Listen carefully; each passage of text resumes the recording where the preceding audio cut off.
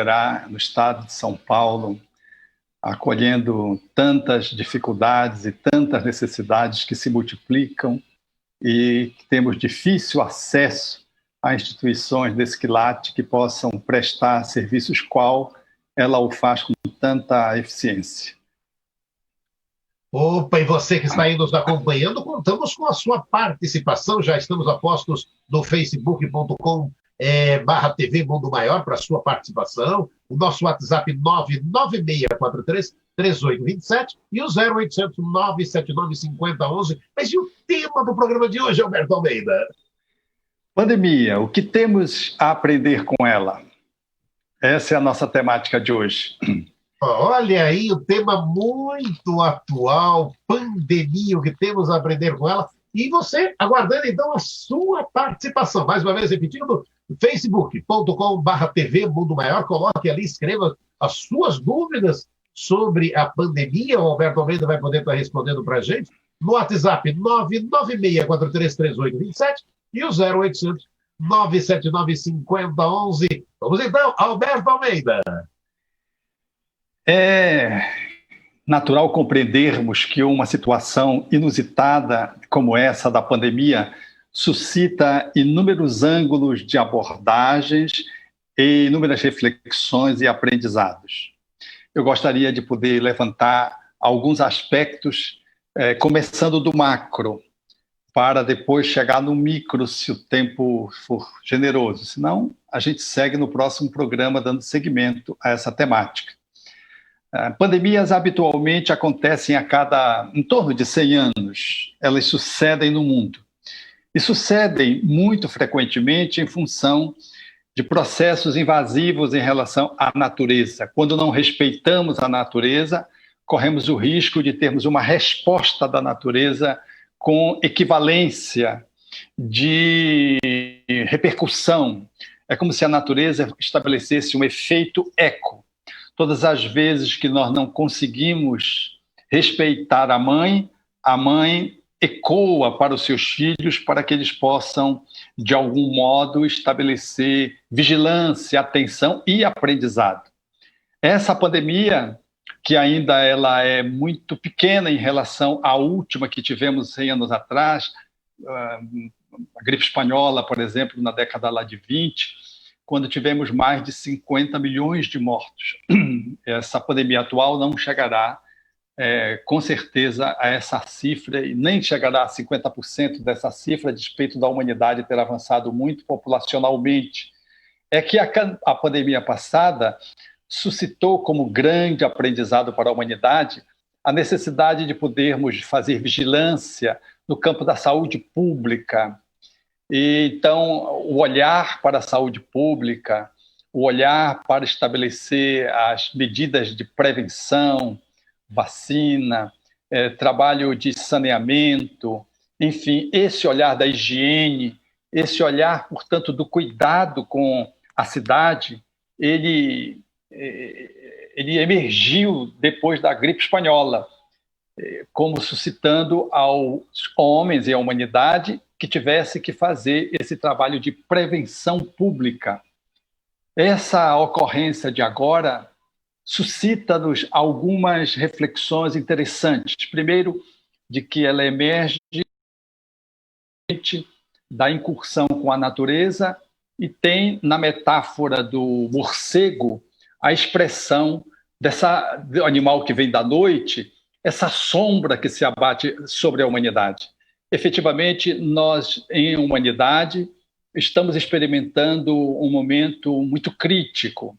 Vivemos uma humanidade veloz, extremamente escassa, disponível para as pessoas se olharem, se atenderem, uma humanidade descartável, com uma volúpia muito grande do campo de poder assambarcar bens, movida pelo ego e, portanto, muito egoísta, onde quem tem muito passa a querer ter mais e quem tem menos passa a ter menos e vive a escassez.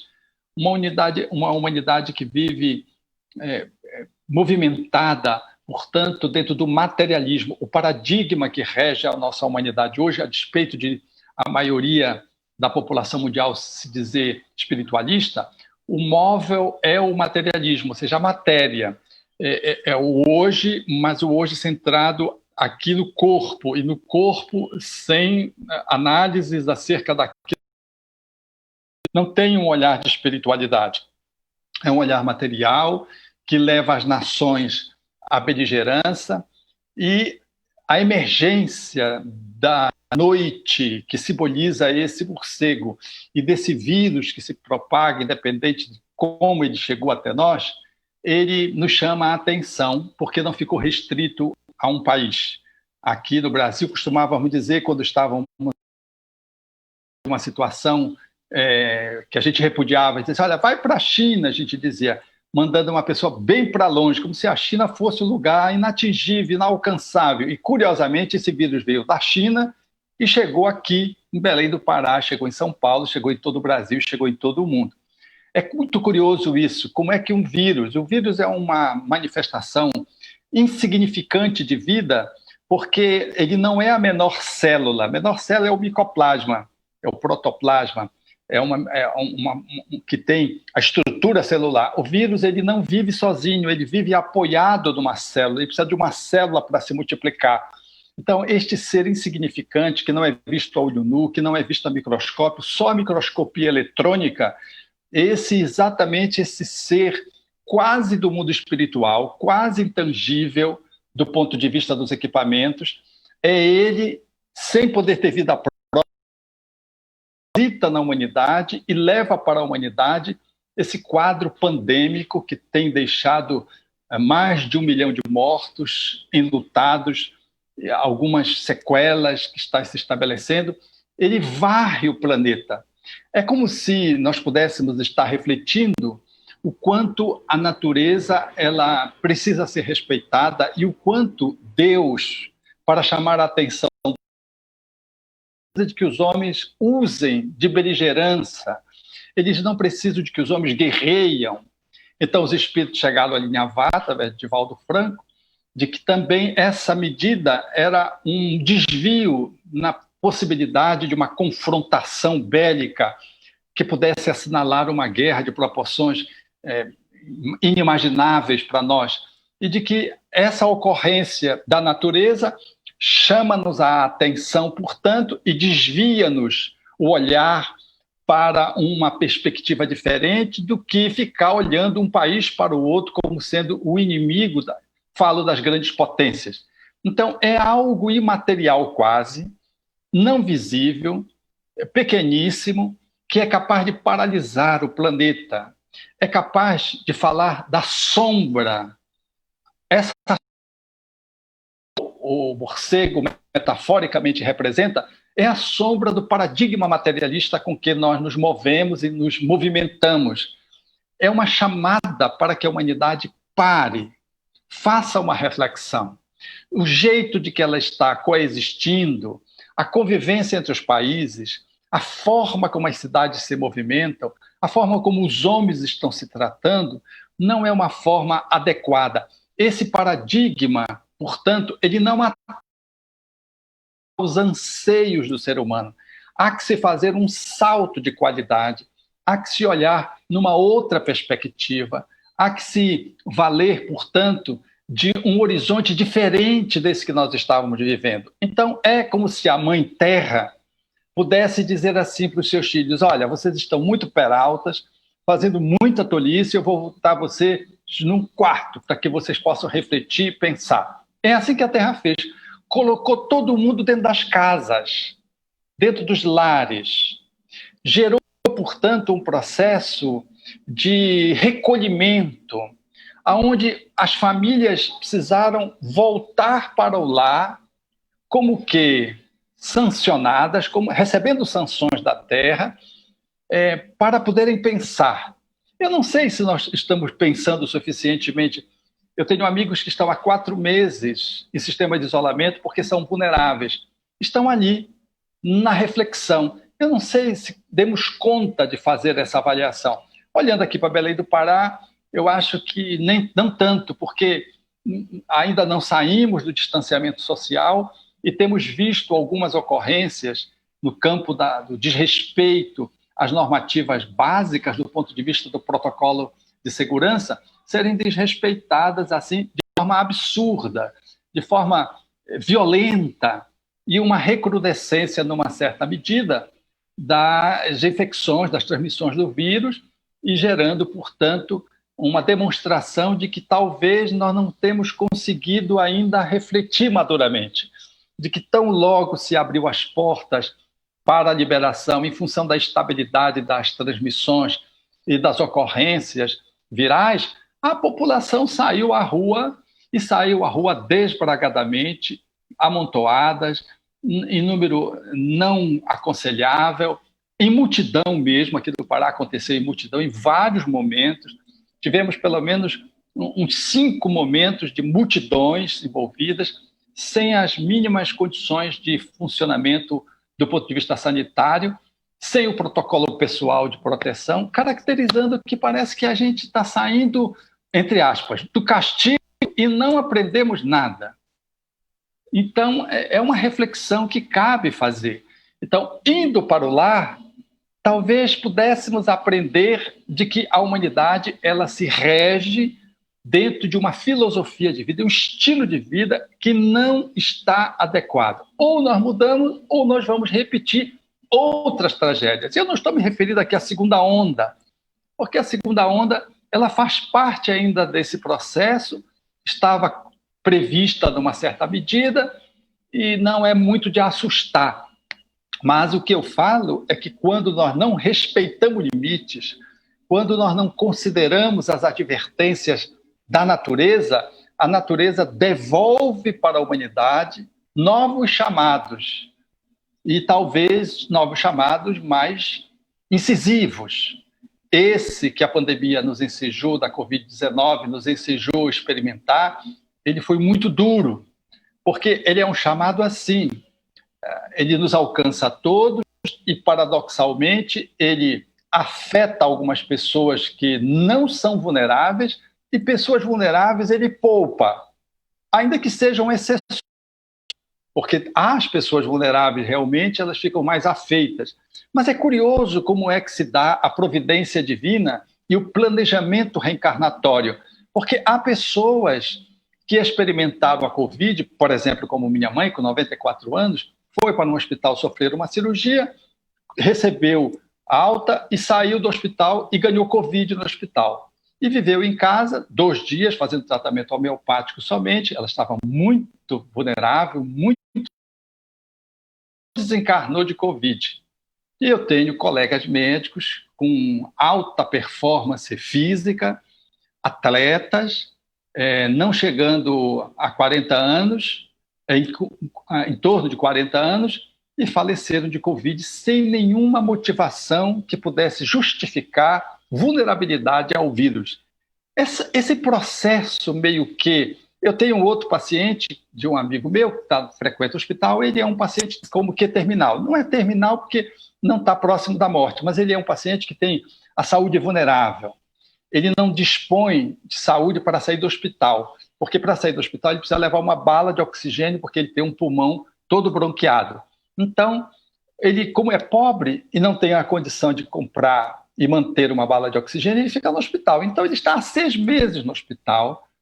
Não é um paciente que esteja a morte documentada para ele, ele é um paciente que tem um pulmão que não tem condições de fazer a oxigenação do corpo. E tem precisado de oxigênio permanentemente. Então, ele vive no hospital. Ele perambula pelo hospital, porque ali as balas de oxigênio estão ali, ele não pode sair do hospital. Ele pegou Covid e nada aconteceu com ele. Os médicos ficaram perplexos. Como é que fulano de tal pegou a Covid, tendo esse pulmão bronqueado, só podendo já viver antes da Covid com oxigênio, não tem mais condições de poder viver sem uma bala de oxigênio, pega a Covid e sobrevive, não acontece nada com ele.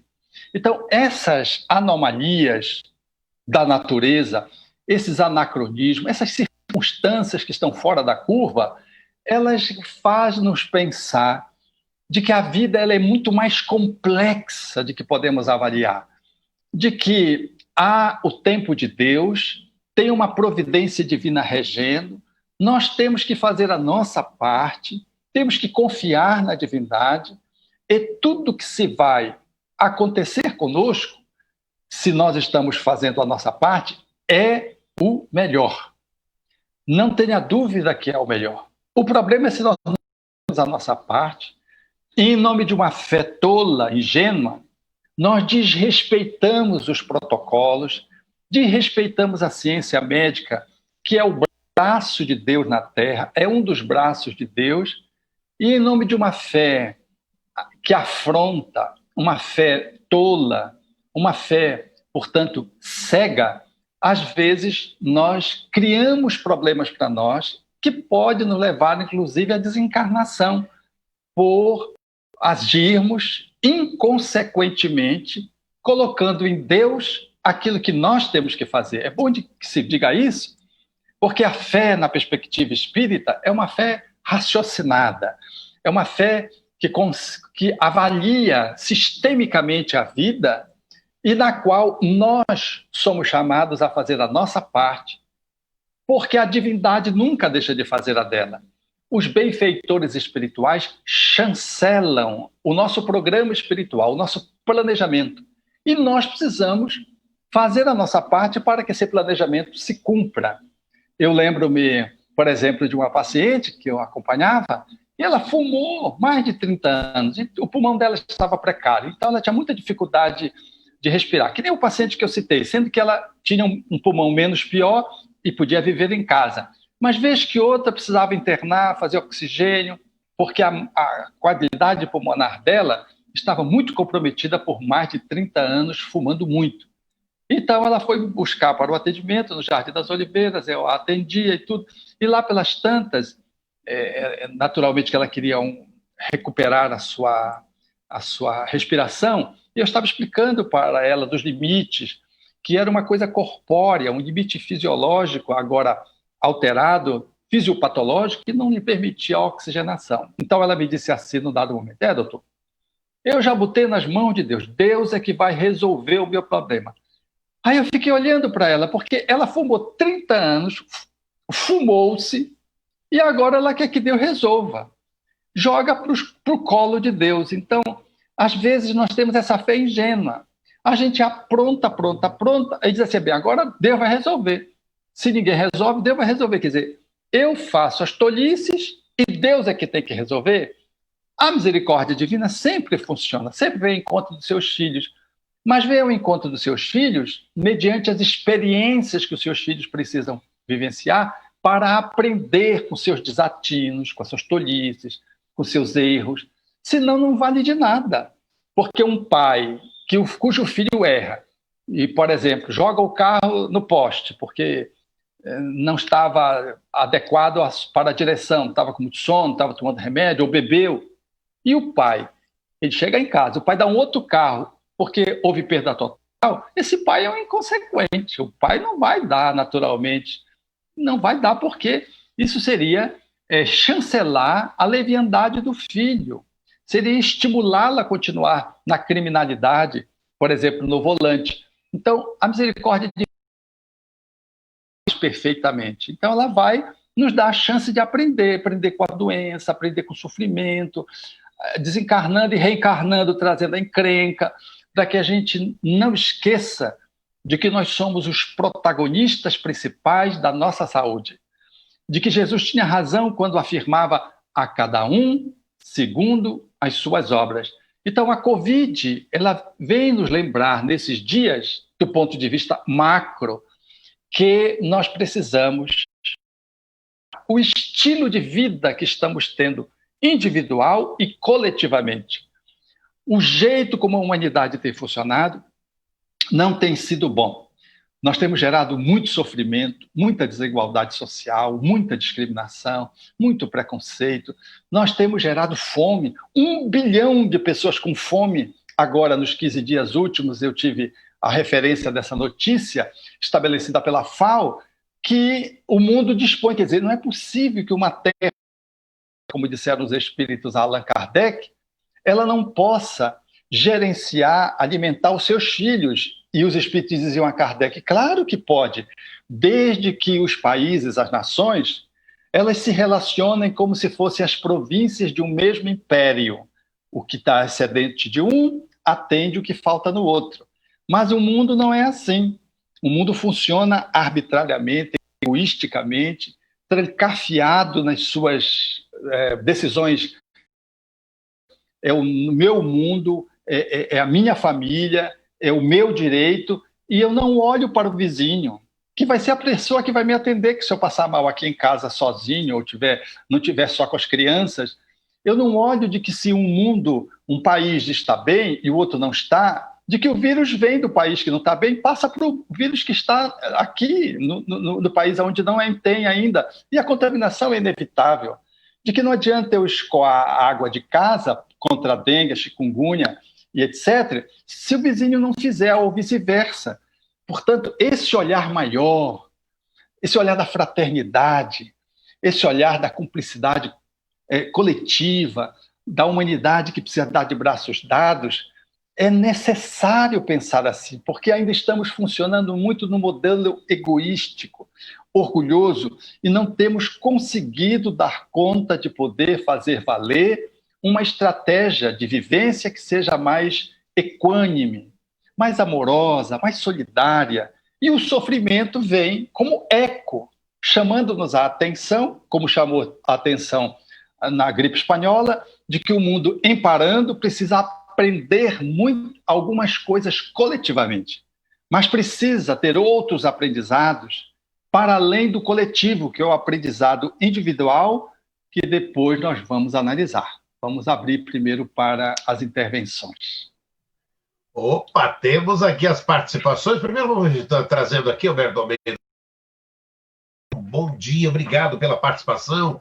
Kátia Silene, Gláucia Rosa, Rita Cássia Sacramento, Maria Dilma Leite Amaral, Rita Cássia Sacramento, Maria de Lourdes Cardoso, de Santo André, Maria Dilma do Amaral, Elaine Nascimento, Silvio Schmidt, Fábio Tavares, Maria Dilma Amaral, Paula Meirelles, Rosa Fávero, Pandemia, o que aprendemos com ela. Gratidão você que está participando. Silvia Silva, bom dia. Simone Dias, também tem Suzano nos acompanhando. Luiz Eugênio Lico, bom dia. Alberto Almeida, um forte abraço. Está em Itu nos acompanhando. Mara Ribeiro, em Caxias do Sul. Heleno Strander, bom dia. Alberto Almeida, uma terça-feira abençoada para todos. Está na Vila Carrão nos acompanhando. Euronice Camargo de Moura. Maria Lúcia Feitosa, bom dia, mora em Alegre. Que beleza de reflexão, estou aprendendo muito. Obrigado, Pandemia, o que podemos fazer com ela? Primeira pergunta está aqui, Rosa Fávero. É normal estar sem ânimo, parada? Estou tomando meus remédios para depressão e não consigo me animar. Nesse momento que está acontecendo, a Rosa Fávero está perguntando, é normal estar sem ânimo? Fala, Alberto Almeida. Essa reclusão, ela suscita que as pessoas depressivas, elas se sintam mais depressivas. A despeito de tomar remédio, os estímulos que fazem parte da sua melhora neurológica e mental ficaram comprometidas, porque as pessoas precisaram ficar em casa e fazer trancafiadas e suprimiram as suas atividades de relacionamento intersocial, de saída de casa para atividades físicas, e essa supressão dos contactos presenciais e das atitudes físicas do corpo, elas, numa certa medida, estão na contramão do tratamento da depressão. A depressão é uma patologia que precisa de psicoterapia, isso pode ser mantido via online, que não é a mesma coisa presencial, mas substitui razoavelmente bem. É possível fazer os remédios em casa, mas fica-se muito comprometido com essa movimentação que é necessária para ativar a saúde. Então, a atividade física é muito importante no quadro depressivo, a frequência religiosa é muito importante para melhorar a depressão. Aqueles que são espíritas tomando passe, aqueles que estão no Mahikari, fazendo o uso do correspondente de energia, os dos messiânicos tomando o jurei, e cada um na sua doutrina, na sua especificidade religiosa, recebendo essas energias que potencializam a saúde da depressão. Então, quando a gente ficou trancafiado e distante, houve um recrudescimento da depressão. Então, eu aconselharia você, Rosa, agora, nesse tempo que já não há mais o lockdown, não há mais o confinamento, que você pudesse fazer caminhadas, pegasse um pouco de sol caminhando, saia 5, 10 minutos no primeiro dia, depois um pouco mais de 5, e assim vá. Uma volta na praça. A atividade física, mesmo sem vontade, com desânimo, ela é terapêutica. Quando você vai, quando você volta, você sempre volta melhor, e comparativamente ao momento que saiu.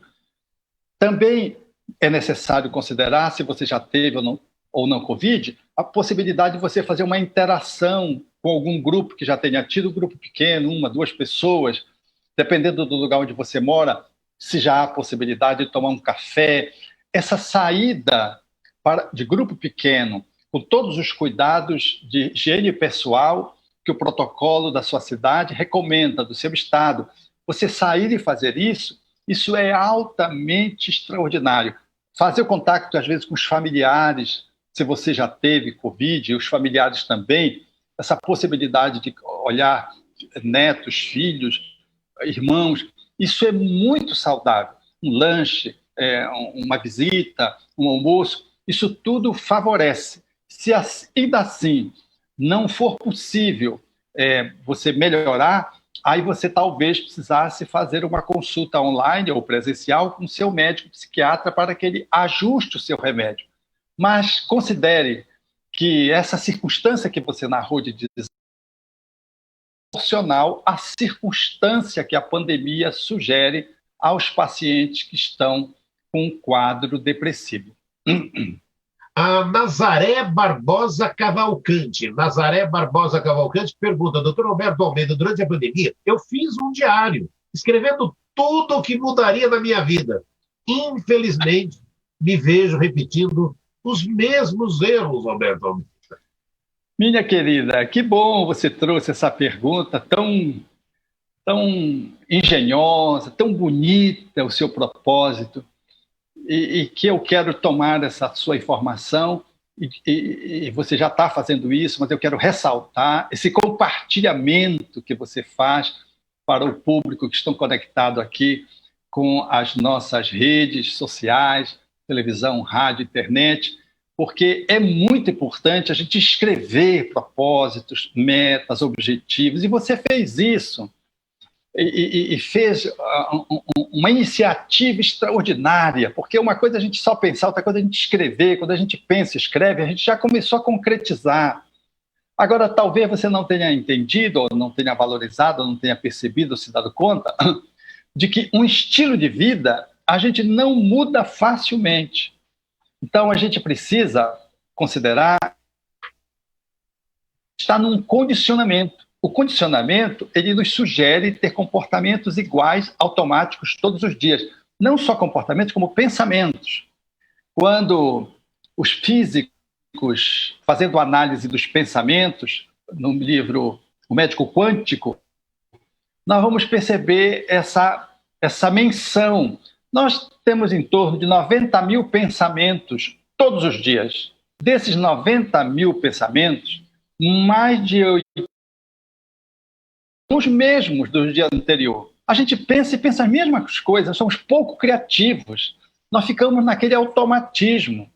Mesmo quando a gente perde um ente querido, por exemplo, que ele desencarna, de repente, quando a gente vê, a gente está indo buscá-lo, ou vai falar com ele no quarto, ou está esperando para almoçar, ou pensa que ele está esperando a gente para almoçar, em fração de segundos, a gente repete pensamentos, comportamentos e emoções que estão relacionados a alguém que já desencarnou e faz 1 mês, 2 meses, porque a gente está no automatismo.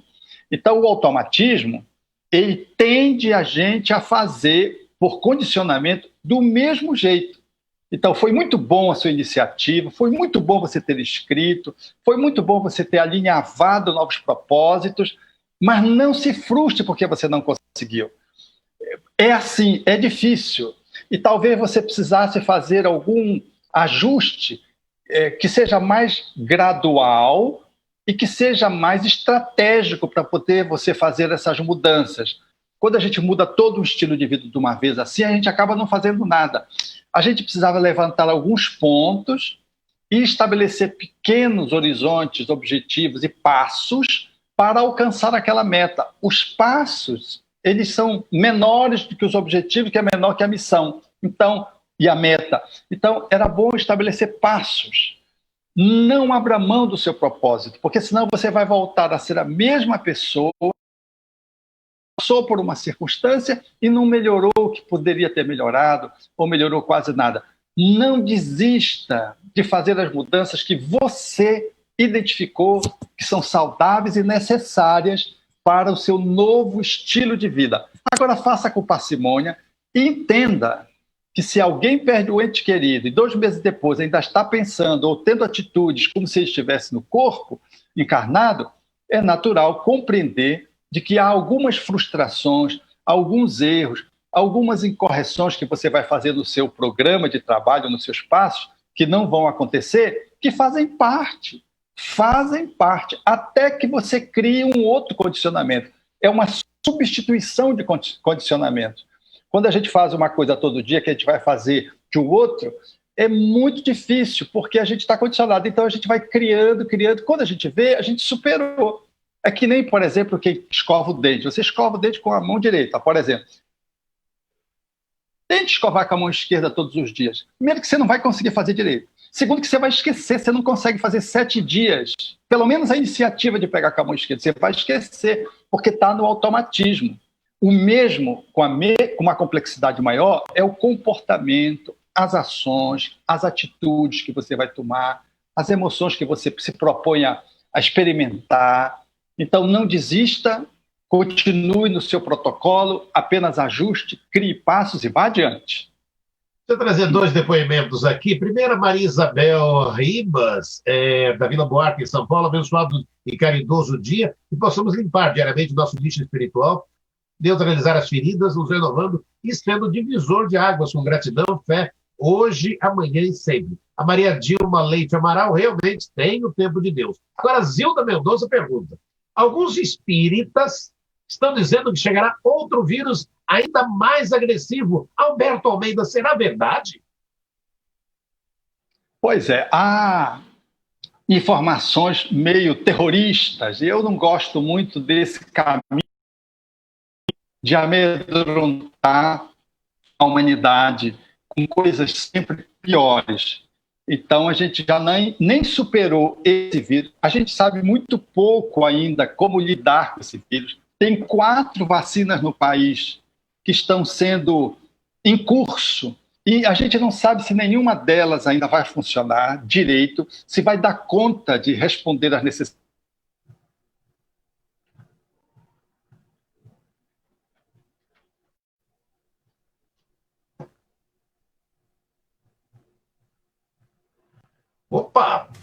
Opa, estamos aqui com o Alberto Almeida. Okay.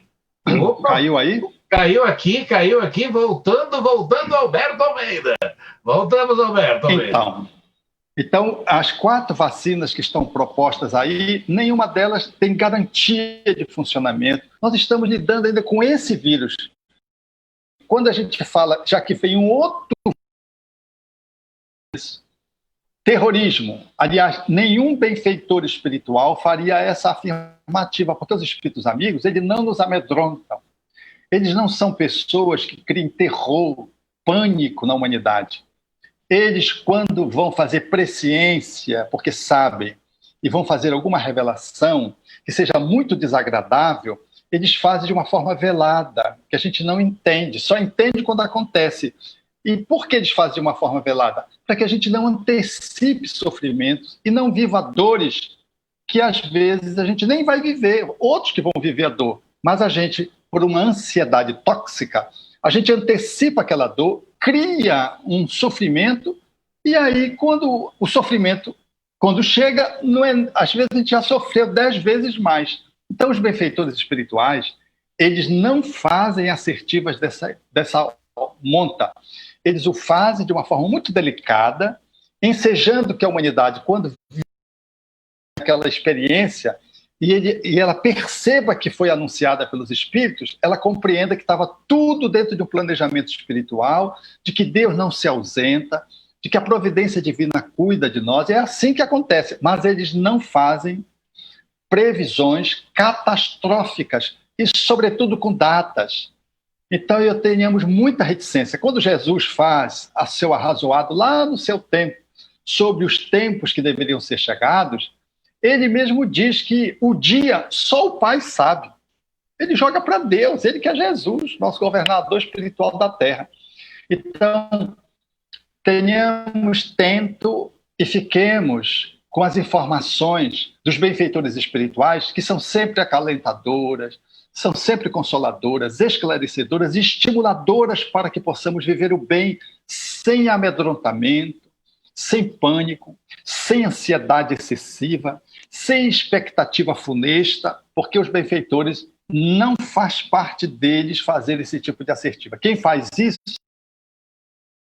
ou pessoas que dizem que os espíritos se comunicaram, que passaram por intuição, e fazem esses alardes, porque querem noticiário, querem foto, querem visibilidade, querem ganhar ibope, como se costuma dizer coloquialmente. A Gláucia Rosa aqui também nos acompanhando. Tem muita gente deixando mensagem, só registrando Nice Máximo, maravilhoso aprendizado. Reginere, Maria Tereza Cabral, gratidão pelas amigos queridos. Abraço desde Montevidéu. Nilza Lima, bom dia. Eniete Davi Furtado, Reginere, Salvador, presente. Eniete e Davi Furtado, Elizabeth Paixão, da Silva, Simone Goulart, está em Tóquio nos acompanhando. Eniete Davi Furtado, Rio Pomba, Minas Gerais, Maria Ozaki, de Osasco, Marli Santiago, de Pirapetinga, Minas Gerais, Zona da Mata, Liara Moraes, também Reginere, Alberto Almeida, gratidão, aprendendo muito, Helena Maria, da cidade de Sabará, em Minas Gerais. Quem mais está aqui? Isabel Batista, bom dia, em Ourinhos, nos acompanhando. Juliana Felipe, querido Alberto, sou espírita, trabalhador em Montevidéu, em Uruguai. Percebi que quando me preocupei e ajudei mais os que estavam mais deprimidos, foi quando mais melhorei a mim mesmo. Gratidão. Olha que depoimento lindo, Alberto Almeida. Que maravilha, querida, de Montevidéu. Você traz para a gente aquilo que o Espiritismo nos sugere como atitude. Ao invés da gente ficar esperando a morte chegar, com medo que a morte chegue, que a gente adoeça, a gente está olhando para o lado, para ver como é que a gente pode ajudar alguém. Se somos um profissional da saúde atuando, às vezes em loco, se não somos, às vezes, como fizeram muitos que levavam as refeições para os idosos, que tinham mais saúde, alguns jovens, telefonavam, encomendavam, ou pelas redes sociais. Quanto bem muita gente pôde fazer pelas redes sociais, pelo Instagram, pelo Twitter, pelo Facebook, pelo YouTube. Quanta coisa se pôde fazer na pandemia olhando-se para os outros.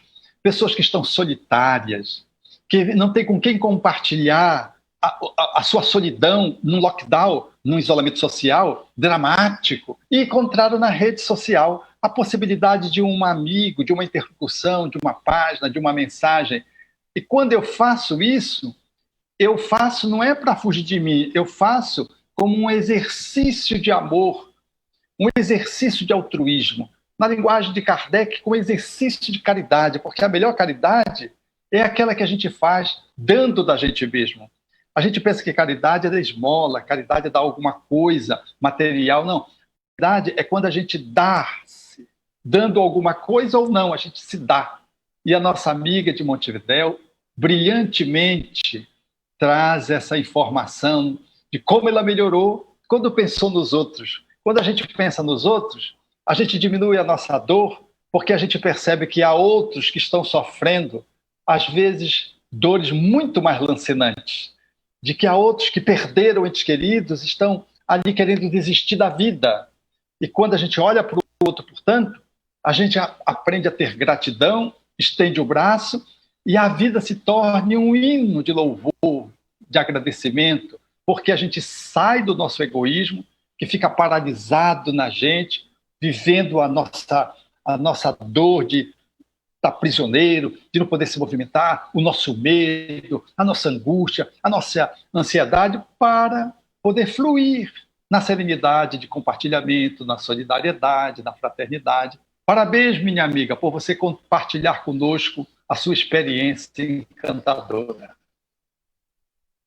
Roberto Almeida, deixa eu trazer mais algumas. Nossa, olha, muita gratidão, todo mundo participando, que legal isso. Mônica Nascimento, a pandemia nos trouxe muitas reflexões de convivência com amigos, familiares e principalmente o que vejo em relação à vida financeira de muitos, com perda de empregos e diminuição da remuneração, trazendo grandes conflitos, não é mesmo? E eu queria trazer junto aqui a Reginere. Será que falta muito ainda para terminar essa situação da pandemia? O que dizem os irmãos superiores? Gratidão, Reginere. Alberto Almeida. Pois bem, a pandemia, ela ainda tem muito tempo. Você imagina, por exemplo, que o Brasil tem em torno aí de uns 5 milhões, vamos botar aí, de pessoas que ficaram infectadas, e vamos dobrar, porque não tem muita gente que não está ainda com a sua identificação, não foi computado. Então, nós temos aí, vamos botar 10 milhões de brasileiros que já entraram em contato com o vírus. A nossa população é de 220 milhões aproximadamente. Então, nós temos aí aproximadamente 5% só da população que foi registrada, o que é presumível que entrou em contato com o vírus. Então, é de se esperar que esse processo ainda siga, com uma diferença que é a boa notícia. A medicina avançou, já se conhece a doença, já se conhece as fases, já se tem a intervenção a ser feita, ninguém procura mais o hospital quando está com falta de ar somente. Agora, quando a gente começa a sentir os sintomas, a gente já começa a mapear a evolução, tem um oxímetro que se generalizou e que, ao lado dos sintomas, nos ajuda a poder procurar o hospital, a tomografia que entra para dizer qual é o grau de comprometimento pulmonar, se tem comprometimento pulmonar, e se há necessidade de uma internação ou não. Então, o número de mortes, a tendência é diminuir muito. Essa é a boa notícia. Nós ainda vamos ter a pandemia avançando, mais lentamente ou não, de conformidade com o isolamento, com o distanciamento social e com as regras, os protocolos sanitários estabelecidos das máscaras, o álcool gel nas mãos, esses cuidados todos que exaustivamente são informados. Quanto mais nós estivermos observando esses limites, mais lentamente essa pandemia vai fluir. E quanto menos, mais intensamente é a segunda onda. A segunda onda é o pessoal que não tinha sido contaminado, se deixou envolver e houve uma contaminação grande. Mas eu quero dizer que a possibilidade de atendimento agora, a rede de saúde já está em condições de atender, porque saiu daquele momento crítico, e os médicos já conhecem mais a evolução da doença e podem interferir mais, e vai haver muito menos óbitos, mas naturalmente vai haver, porque faz parte também do planejamento desencarnatório de muitos espíritos que estão na Terra, o período de sair do corpo nessa faixa etária, nessa faixa de tempo da pandemia. Olha, terminando, né? Um minuto final, só estou registrando aqui, Paula de Guarulhos, também Alaide do Tucuruvi, Célia de São Paulo, Liz de Pirassununga, que participaram aqui pelo WhatsApp, mas não vai dar tempo, eu mando a mensagem para o Alberto Almeida, fique tranquilo, mando para ele daqui a pouco. Tenho 30 segundos, mensagem final, Alberto Almeida. Meus amigos, a pandemia é uma experiência para a gente crescer, não é uma praga demoníaca, nem tampouco um castigo de Deus. É uma experiência que a humanidade vive, que nos chama a atenção porque nós não estamos vivendo adequadamente. Nós precisamos tirar aprendizados novos para viver melhor. Nós fizemos hoje uma análise macro. Na próxima reunião, eu quero tratar o tema pandemia, o que a família precisa aprender. E depois eu vou analisar, se o tempo não der, eu vou analisar e o indivíduo, o que eu posso aprender. No próximo encontro, a gente aborda a família e deixa, talvez, ter muito conteúdo nesse espaço de família. A gente pode analisar o que eu posso aprender com a pandemia individualmente. Eu convido os internautas, os telespectadores e rádio ouvintes a estarem conosco no nosso próximo encontro, fazendo as perguntas que desejarem. Um grande abraço, Alberto Almeida, e até a próxima semana. Grande abraço, gente. Tchau.